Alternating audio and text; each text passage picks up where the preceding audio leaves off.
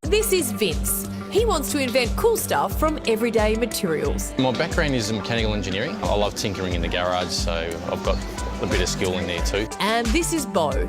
He just wants to be able to hold a golf club again. I've got no movement from my chest down. I can't move my fingers one little bit. I've got about 5% tricep muscle.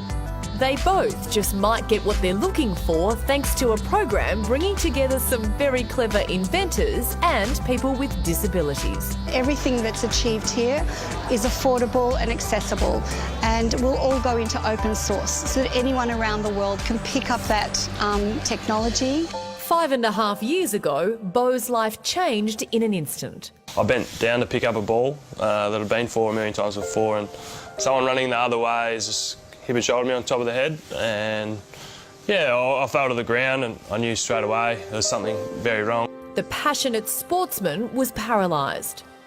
But since the accident, Bo has got married, had a daughter, completed a uni degree and coached his footy team to a premiership. There's a lot of people far worse off than myself, and I still feel like I've got a really good life, and despite my challenges, everyone has their own challenges. I think, yeah, it'd be selfish of me if I was to just sit and whinge about my circumstances. He's found ways to surf and kayak, cycle, play wheelchair rugby, and he's even worked out a darts technique. But one of his favourite hobbies remains out of reach.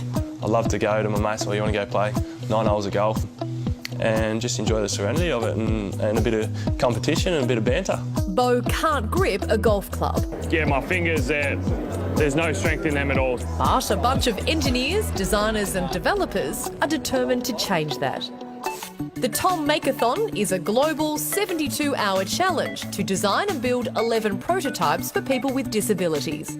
Their plans will be shared free around the world. One of the things that we're trying to do really is to utilise off-the-shelf products. So anything we can buy from a hardware store or from a retail store, so that then anyone can really make it. The goal is to help 250 million people worldwide. Mandy's hands and feet were amputated after sepsis set in from a common infection. I went from just feeling sick with the flu to incredibly sick. I did a coma for 10 days and woke up and my hands and feet were turning black. But on top of her disability is the crippling cost that comes with it. For me to put milk on my cornflakes in the morning is really difficult. So how about we get someone to make a pouring system so that you can put the bottle of milk into something, and how about you press a button and it'll pour for you. And if you can make it out of your back shed for, you know, couple of $100, or maybe even $50, then anyone can have one. Yeah, it'd be great. We wanted to actually mimic the human movement of a pour, but it was simpler to just have a lift and pour. While things didn't always go to plan, Someone cross their fingers.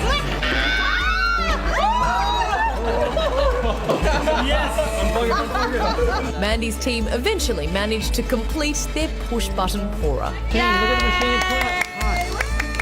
It works, they did it. I really don't think that these guys realise how grateful we are for that sort of effort. It's just huge.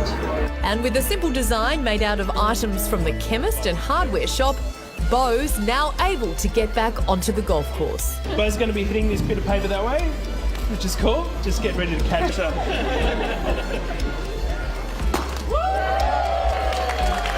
Yeah, I reckon it's going to be a winner. It's going to be an unreal feeling, and really looking forward to going out with my old man and my brother straight up. Makes me cry, that story. What an amazing initiative. It's contrary to everything that we're having pummeled into our brains, that it's all about greed and profit and yourself. And this is absolutely the opposite. It's giving, it's sharing, it's caring about others. How beautiful. But in saying that, if you've got a machine that knows how to pour wine, you're going to make some money.